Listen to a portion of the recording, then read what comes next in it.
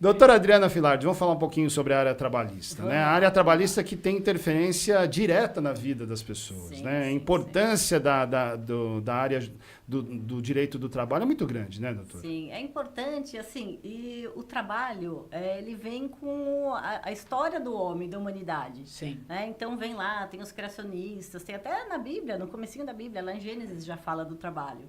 Então, a importância dele para a vida do ser humano, para a sobrevivência, eu acho assim, ele acompanha a nossa existência, né? Ainda que fale, o trabalho é uma imposição da sociedade, ou ele faz parte do homem. Então, tem uma discussão gigante sobre isso. Mas o fato é que, assim, hoje, né, o ser humano, ele se entende como tal, como útil para a sociedade se ele exerce uma atividade, né? Não importa nem se essa atividade, o quanto que dá de retorno para ela, mas eu acho que, assim, toda pessoa se sente mais útil se ela está exercendo um ofício, né? E se ajuda o outro, melhor ainda, né? Ah, sem dúvida. E uma curiosidade que é minha e é de muita gente, com certeza, que é assim, né? Você se forma médico, aí depois você vai escolher a especialidade, né? Aí você vai fazer especialização, seja em pediatria, cardiologia, reumatologia, seja lá o que for.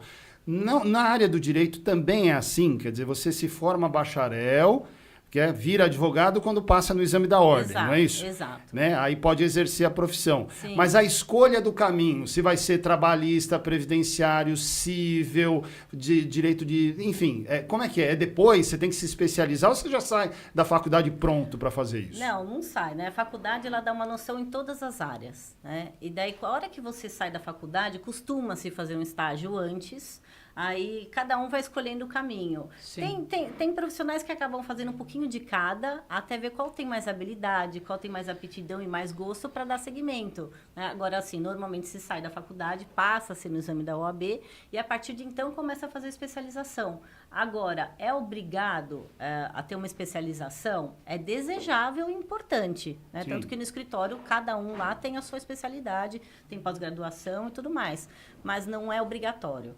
Entendeu? Tá, então, importante para a formação do indivíduo, para ele poder exercer bem o trabalho dele, né? Exatamente, e principalmente para isso. Porque se você pega um advogado totalmente generalista... Um clínico geral.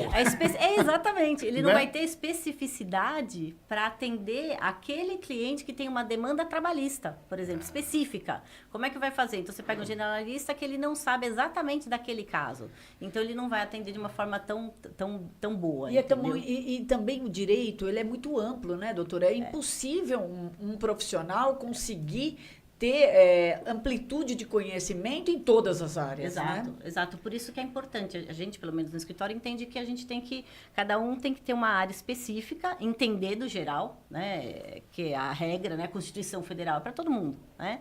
E cada um tem que ter uma área específica para poder atender melhor o cliente, né? Se preparar Doutora, melhor. eu recebi uma notícia esses dias, né? Como vocês sabem, eu falo na rádio no interior, e foi em Divinolândia, foi pego uma condição análoga à escravidão, com uns funcionários que vieram de Minas Gerais para trabalhar na colheita do tomate na cidade de Divinolândia, que é uma das vocações da cidade. Ainda se vê muito isso, gente. É uma coisa impressionante. A gente tem estudo sobre isso. A gente chama de escravidão contemporânea. Não sei se vocês lembram, mas teve um caso em Santo André recente, de um restaurante que reteve o passaporte de vários estrangeiros que trabalhavam naquele restaurante. E eles estavam em situação análoga ao trabalho escravo. Em Santo André, eu pedia para pedia comida delivery. Você já atendeu casos assim, doutora? Não atendi, mas eu sei que existem. Na pós-graduação a gente fez um estudo sobre isso e a gente sabe muita questão de empresas de tecido, de roupas. Sim. Então, eles pegam muitos colombianos, venezuelanos. Isso daí não mistura trabalhista com criminal? Claro, okay. Claro. Porque tudo que afeta a vida, né, do ser humano, ele extrapola o direito do trabalho. O direito do trabalho, ele visa proteger também, né, a parte hipossuficiente que a gente entende, que é o trabalhador. Né? Okay. Mas, da mesma forma, existindo um crime, um delito ali, o criminal entra assim. O Ministério Público, não só do trabalho, como o Ministério Público da área criminal também, eles trabalham juntos. para evitar esse tipo de situação. Doutora, qual que é o impacto das decisões judiciais no dia a dia da advocacia? Olha, hoje em dia tem sido muito grande o impacto, né? Depois da reforma trabalhista, que foi em 2017, mudou muita coisa, né? E você percebe que as decisões caminham para diversos ângulos. Então, o advogado tem que estar mega preparado por todas as decisões e sobressaltos, que eu vou dizer. Porque, eu vou dar um exemplo rápido aqui, que a gente tinha uma discussão de juros e correção monetária, que se aplicava a TR mais 1% ou IPCA mais 1%. O que isso reflete? Reflete na conta do trabalhador. Sim. Tá? Então, vocês pensam que um é poupança, o outro é IPCA. IPCA era bem mais vantajoso. Aí, o que aconteceu? Veio uma decisão do Supremo que deu uma virada completamente diferente, aplicando o quê? A Selic. Ninguém esperava isso. Ninguém que ia aplicar a Selic, nem os advogados de empresa e nem os advogados dos trabalhadores. Então, a gente tem que estar atento o tempo inteiro com essas mudanças e usar o que nos favorece, né? E estudar o que nos prejudica para saber como que a gente pode defender melhor o cliente. E é interessante, né? Porque as decisões tomadas em nível governamental, muitas vezes elas têm impacto nas profissões, né? Porque a reforma trabalhista, eu tenho certeza, deve ter bagunçado aí muito essa questão dos especialistas e talvez atraído muita gente a ingressar nessa área, porque o que teve de confusão depois da reforma trabalhista não tá no gibi, né? Até hoje. Porque assim, veio a reforma e fala o quê? Que não pode... A intrajornada, né? A intrajornada é o quê? O horário de almoço da pessoa. Não, você pode... Então, a convenção coletiva agora pode discutir sobre isso. Só que vamos combinar. Se você reduz muito o horário da pessoa, isso pode gerar um acidente do trabalho. Então, a que ponto isso é indisponível ou não? Então, tem uma vasta discussão que existia, mas estava um pouco sedimentada antes de 2017. Agora tem decisão, gente, para todos os lados, para todos os gostos. Então, o mesmo processo, você faz da mesma forma. Cai numa turma do TRT, é decidido de um jeito. Cai o mesmo, como se fosse o mesmo processo. Na outra turma, a decisão é diferente. Então, a gente tem até que estudar o que cada turma pensa, entendeu? Então, a gente fala assim, olha, aquela turma ali pensa de que forma? Ah, pensa assim. Ah, então a gente vai agir de outra forma. É lógico que a gente não pode escolher. A distribuição, gente, dos processos na Justiça do Trabalho, como no tribunal, ela é livre. Não dá pra gente falar, eu prefiro aquele, eu prefiro... Não existe isso. Então, mas qual o critério para distribuição? É uma distribuição automática. É automático. É tipo sorteio? Sorteio. Ah, tá. Então, a hora que cai, é lógico, né? Que quando você tem uma decisão e vai pro TRT, eu falo, ai, tomara que caia naquela turma. Eu sempre torço para as melhores turmas. Você sabe quem são os juízes, né? Sabe quem são. E aí a gente estuda também as decisões para melhor conduzir o processo. Mas, assim, tem muita influência. As decisões dos tribunais no trabalho do advogado trabalhista... ele é muito, muito importante. O doutor Cleiton Casal interrompeu a reunião para vir aqui dar um bom dia para todos nós aqui no YouTube, viu? Um abraço, doutor, obrigado. Adriana Lima também, a Laís Pires Camargo, Benedito Carlos Carneiro, Tereza Cristina Filardi. Quem é a Tereza? Minha mãe. Aê, dona Tereza! Grande, manda um beijo para ela aí, fica à vontade. Beijo, mãe, beijo. E antes foi meu pai, beijo, pai, senão vocês vão ficar com ciúmes, né? Que beleza, que beleza. Leandro Amaral, agora você pergunta, Leandro. Opa, vamos lá. Doutora Adriana, duas perguntas aí na sequência.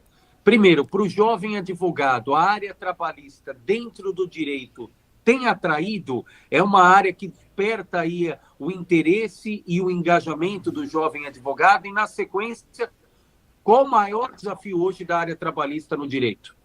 Olha, eu entendo que a área de direito do trabalho ela está em expansão. E o interessante é que o advogado novo, jovem, ele já vem, eu acredito, né, com uma cabeça mais aberta, no sentido de entender as novas profissões. Que assim, a mudança veio, vai ficar e só vai aumentar. Então, essas novas relações de trabalho, o jovem advogado ele tem que estar atento a isso, porque as regras estão mudando, o trabalho está se tornando mais flexível, e não só por uma demanda econômica, é uma demanda da sociedade também. A gente percebe que as pessoas não querem ficar mais tão presas ao mesmo job. Elas querem variar, elas querem trabalhar por várias empresas, ter tempo livre.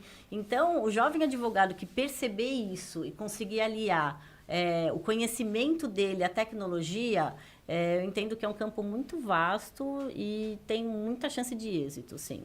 Agora, a sua pergunta em relação ao desafio. Maior desafio.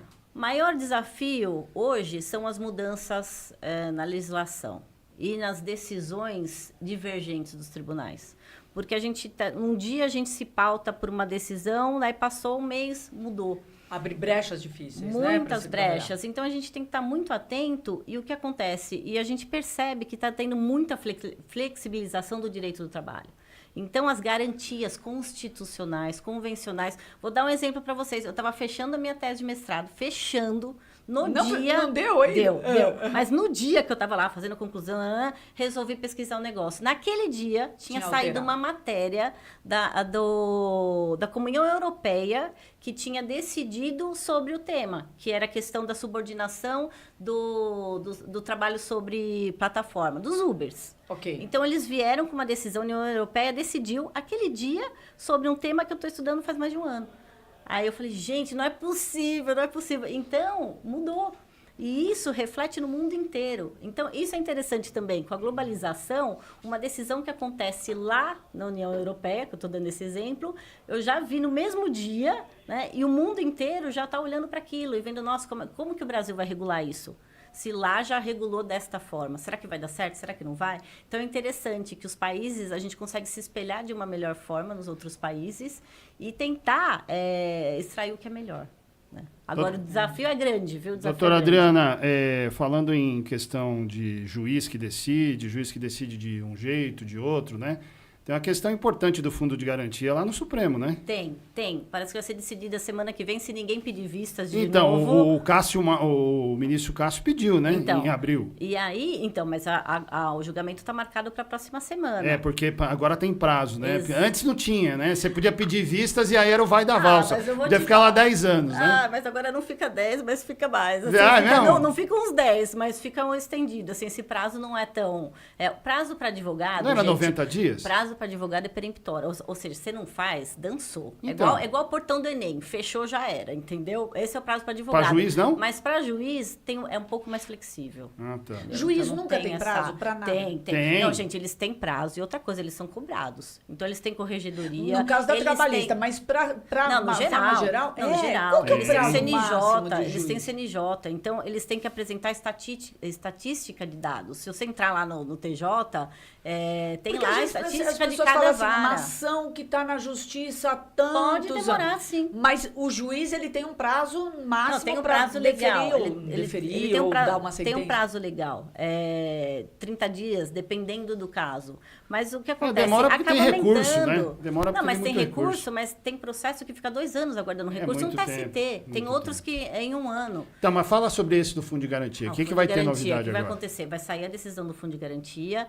E o que é importante? Todo mundo que trabalhou de 99 a 2013 registrado, é importante procurar o escritório de advocacia, porque entra com a ação, o que ele precisa? Carteira de trabalho, comprovante de residência, deixa eu ver o que mais. E o extrato do fundo de garantia. Tá, mas dá tempo de fazer? Dá tempo. O que ele vai fazer? Ele vai procurar o escritório de advocacia, vai entrar com essa ação. Essa ação, a gente vai ficar suspensa até a decisão.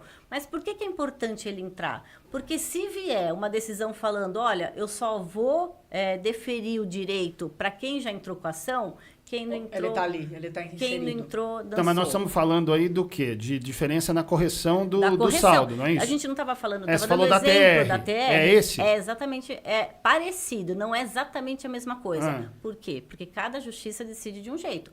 O STJ, para vocês terem ideia, já afastou essa tese. Afastou. Agora o STF vai julgar de novo. Aí o Supremo pode voltar.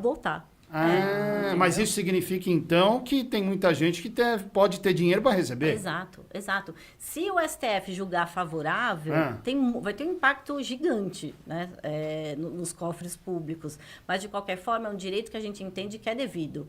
Então, é importante entrar agora. Pode ser que venha uma decisão que fale, não, abarca quem entrou e quem não entrou, mas pode ser que não. Como já houveram outras decisões. Um exemplo, reclamação trabalhista que a gente entrou até 13 de novembro de 2017, ficou na reforma, não pegou a reforma trabalhista. Então, a gente conseguiu garantir os direitos para trás. Quem entrou depois, aí teve algumas implicações. Então, é importante, quem trabalhou 99 a 2013, procurar um advogado e entrar com essa ação, ainda que ela fique suspensa. Tem como calcular quanto é que a pessoa tem para receber? Tem que calcular para entrar com o processo. Para você saber se é... Eu calculo ou o advogado que eu contratar calcula? O advogado. A gente manda para cálculo. Tô fazendo a e conta, ele apresenta. Por quê, gente? É verdade. Juizado Não Especial sabia. Federal... Juizado Especial Federal até 60 salários mínimos. Acima disso, vai para a Justiça Federal Comum. Então, precisa fazer o cálculo para você entender para onde que vai até o processo. Entendeu? Então, é super importante isso, porque pode ser que a gente não... Foi o que eu falei. A gente não tá difícil enxergar as decisões e ter uma previsibilidade. Então, é importante a gente se precaver. Como se precaver? Entra com ação, entendeu? Doutora, eu tenho até uma pergunta aqui, se você me permite, que minha vizinha no prédio pediu para eu te fazer. Eu até anotei.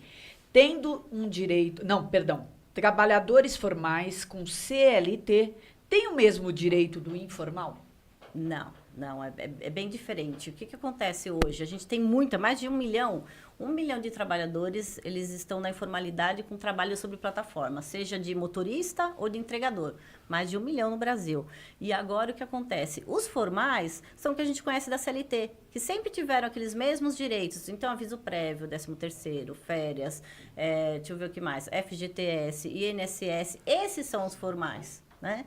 Então, eles têm muito mais garantia social do que os informais, que são quem hoje? São o pessoal do Uber, né? O pessoal que trabalha com o iFood. Esses caras, eles estão alheios às garantias individuais, e isso até que está sendo discutido pelo governo, o Ministério do Trabalho, que está vendo de que forma, qual é a melhor forma de garantir alguns direitos sociais para esse pessoal, ainda que eles queiram a flexibilidade de horário, eles não querem subordinação. Então, eles querem fazer um combinado para quê? Para garantir algum direito. Por isso que é super importante que os informais entendam qual que é o papel deles e o que eles... E ter conhecimento que eles estão alheios aos direitos sociais e procurem alguma forma de se precaver. Vou dar um exemplo. PJ. Faz uma PJ, recolhe INSS, ou faz como autônomo. Por quê? Porque daí você deixa de inexistir. Porque essas pessoas, elas não existem para o direito do trabalho. Elas só vão existir se elas aparecem. Que é o caso, por exemplo, que você estava contando no começo da questão do trabalho escravo. Sim. Análogo à escravidão. Sim. Se não vai alguém denunciar, eles estão lá. E a gente nem vai saber deles. Sim. Análogo ao jornalismo, eu diria. É mais ou menos a gente brinca, né? Porque não é fácil. Dramático. Não é fácil, dramático. Doutora dramático. Adriana, ó, reloginho já marcando aqui que nós temos que encerrar. Agradeço mais uma vez a sua gentileza. A gente vai voltar semana que vem com novos assuntos e acho que o próprio tema do direito do trabalho vai dar um novo programa para a gente continuar conversando. Obrigado.